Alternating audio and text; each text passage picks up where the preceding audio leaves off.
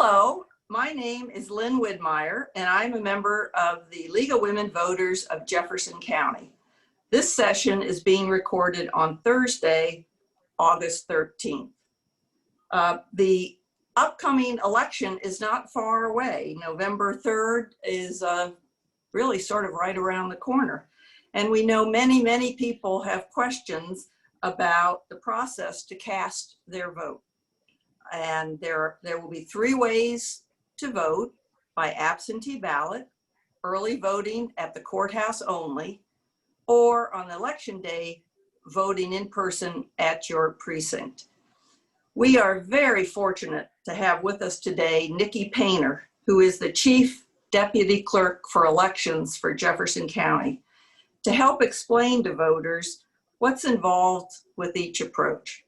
Thank you so much, Nikki, for joining us. And I would just like to start by giving you a chance to maybe say a few words about the upcoming election before we get into the specifics. Okay. Thank you to the League of Women Voters of Jefferson County for hosting this and allowing me to come on and maybe answer some questions related to the upcoming November 3rd general election. And we are just now getting into the swing of the election. So this is just the start. We just started this week accepting absentee ballot applications. That process so far has gotten off to a great start.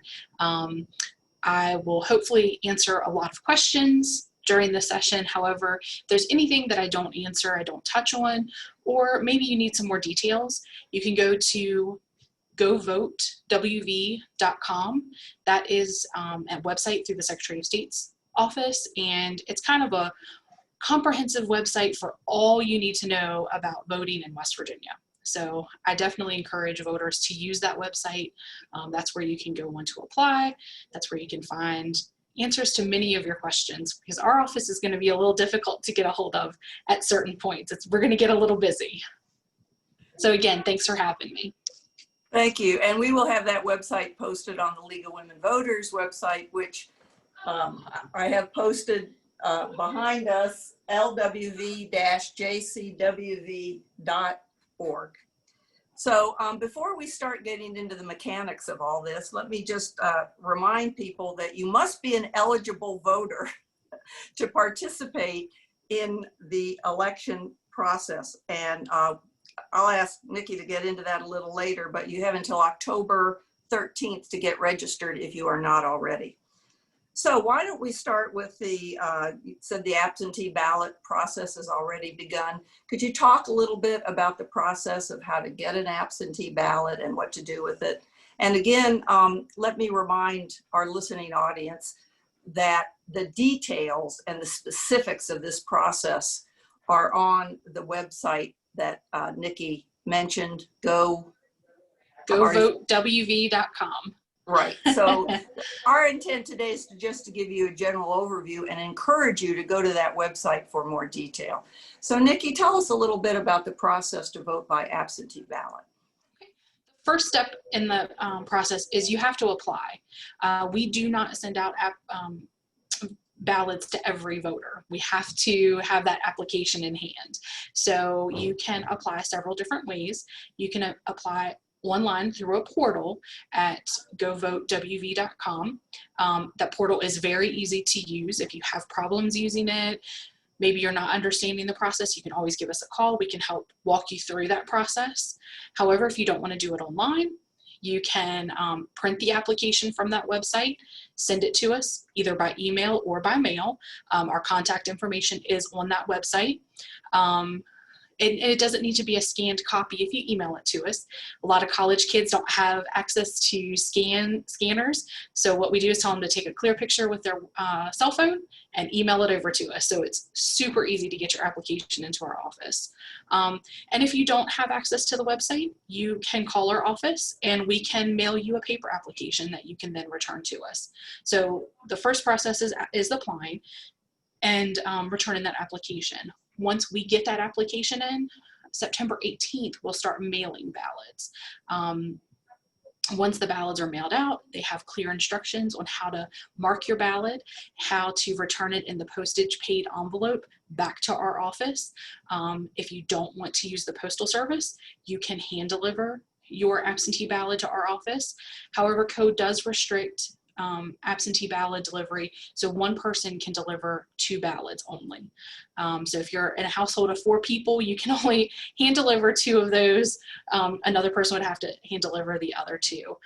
Or again, you can return it by mail in the postage paid envelope.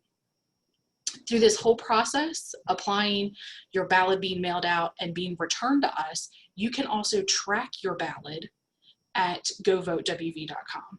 So you can go on there and see, have we received your application? When is your ballot going to be mailed? Has it been received and counted by our office yet? So that website, I can't push it enough because it has everything on it. Nikki, one of the concerns is about double voting. Like, can you tell us the safeguards that are in place to prevent somebody from mailing in an absentee ballot and then going in person to vote? Sure. So because we have the application process, when we receive your application, it is put into our voter registration system as you have now requested and are receiving or have received a ballot. So you're marked as voting in the election. So if you would come in to early vote or to vote on election day, the poll workers have that in our electronic poll books. You're already marked as receiving a ballot. So they're going to know, hey, this person has already received a ballot. That's going to prompt them then to ask you, do you have your ballot with you? If you want to turn it in, say you applied for an absentee ballot, it got too close to the deadline, or you decided you just wanted to vote in person, you can certainly do that, but you have to take the ballot with you. You take that unvoted absentee ballot with you, and you can turn it into the poll workers. Then they will allow you, they will spoil that ballot and issue you a new ballot. However, if you go in and you don't have that ballot with you, there's no way for that poll worker to verify that you haven't already voted that ballot. So they're going to require you to vote a provisional or challenged ballot. And the acceptance of that ballot will be decided by the Board of Canvassers, the Jefferson County Commission, at a subsequent time. Correct. So if you are, if that is your intention, you decide to go in and vote in person, we really encourage you to please take your ballot with you, so that way your vote is counted election night. If you vote a provisional ballot, it is not considered until canvass, which is a week after the election, and then it will be added to the totals before the election is certified. But we really encourage you to try to get those votes counted election night. And can you just share one more time the deadline to request an absentee ballot? So the deadline to request an absentee ballot is October 28th. Okay. So everybody mark your calendars. Yes, October 28th. And please don't wait till the last minute, because we are required by code to mail your ballot to you. So you have to give us enough time, and the Postal Service enough time to get your ballot to you. So we definitely don't want people to wait till the last minute to request an absentee ballot. Okay, let's move on to the other way to cast a ballot, which is early voting. And this only occurs at the courthouse in Charlestown. So can you talk a little bit about that process? Sure. So early voting is held at the Jefferson County Courthouse October 21st through October 31st. Our hours are 9 a.m. to 5 p.m. and that includes Saturdays as well. And it has to be, there have been some questions about, can we move the location? And unfortunately we can't. So we're restricted in code to have early voting at the courthouse or a courthouse annex. So we will have it here at the courthouse. We will have spacing and precautions in place to keep people separated, and the typical COVID precautions that you see everywhere. I think everybody now sees a piece of tape on the floor and they know they have to stand on that piece of tape, or they stand at that little circle. So we will have things in place for that. And can you talk about the ID that forms of identification that will be needed to vote? Sure. So we accept 18 different forms of ID. photo ID and then non-photo ID. So we accept things like driver's license, your voter registration card, a bank statement, utility bill, student ID, passport. There's a whole list. So if you go on govotewv.com, again, it has a full list of all 18 requirements. And you just need one. You don't need, it's not like the DMV. You don't need all 18. No, and you don't need one from column A and one from column B and combine them. Okay, and then the final way to vote, which we'll talk about, is voting on the actual day of the election, which is November 3rd. Can you talk a little bit about that and the COVID precautions that are being taken at 32 precinct locations? Correct. We have 32 precincts, and we plan to open all 32 precincts. So we are not combining, we are not closing precincts. Election day, as you said, is November 3rd. Polls are open 6:30 a.m. to 7:30 p.m. We do have one precinct that the location had to change. Precinct 14, Camp Hill Wesley, is not available on election day. So we are asking the commission to, at the next meeting, to change it to Harpers Ferry Middle School. So there'll still be two separate precincts there. So we're not combining anything, and they'll have their own set of poll workers. So that's the only change that we have. All other precincts are going to remain the same. As far as COVID precautions, poll workers are going to be given face masks, hand sanitizer, gloves, sanitizing spray, sanitizing wipes. They're going to be instructed to wipe down all voting machines and surfaces that voters frequently touch, like door handles, the voting booth areas. They're going to be asked to wipe those down throughout the day. Voters, this is going to sound a little strange, but voters are going to be given Q-tips to use as styluses. It's a little more cost effective. Instead of ordering 40,000 styluses, everyone will be given a Q-tip, and you can use that Q-tip actually as a stylus to mark your selections. And for some people, that might actually be a little bit easier, because sometimes, you know, your hands are cold and you go to touch that screen and it doesn't quite catch what you're you're trying to mark there. So we'll be giving Q-tips out to voters. Voters will also have the option for a pair of gloves.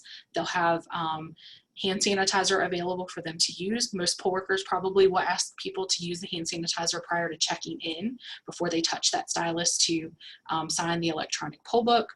And again, our precincts will be marked off with the 6-foot social distancing areas. And our machines will be spread out a little farther apart to keep people spread out. However, keep in mind, our precincts are pretty small. Some of our locations, we will be able to spread people out pretty far. Some of our locations are going to be pretty small. So we'll spread them out as much as possible, but they may not be exactly 6 feet apart, but we will try to keep them as separate as possible. Now, of course, with so many precincts and this will be a heavy turnout, poll workers are so important. How are you doing on recruiting poll workers in this time of COVID-19? So we are in the process of working with the executive committees to get our lists turned in. So I haven't received the list back yet, but I can speak to how. That's the Democratic and the Republican executive committees. Correct, right? correct. Yeah. So they are the ones that nominate their poll workers for their parties, and then the commission approves that list. So in the primary, I would say probably 80% of our poll workers were brand new. Most of our poll workers are in that at-risk age group, and they chose just not to take that risk this election. However, we did get a lot of young people, which is great. We had a lot of young people that were interested in that election. So we're hoping this in November, we can kind of keep that momentum going, and we won't be too short, but we're going to do everything that we can to open each precinct with 5 poll workers. Well, thank you, Nikki. I hope we can have other get-togethers like this as we approach the election and maybe answer more questions that come in. As I noted before, I find it so useful to hear it directly from someone in the know. It just makes it a lot easier to absorb a lot of information. But again, give us that website one more time. It is govotewv.com. And everyone should have that, should go there. I've been to that site. It's pretty phenomenal. But on behalf of the League of Women Voters of Jefferson County, I would like to thank you so much, Nikki, for taking the time to explain this. And I hope we'll be able to do it again. And let's just leave with the League's mantra, go vote. Thank you. Thank you. And this ends our recording for today. Thank you.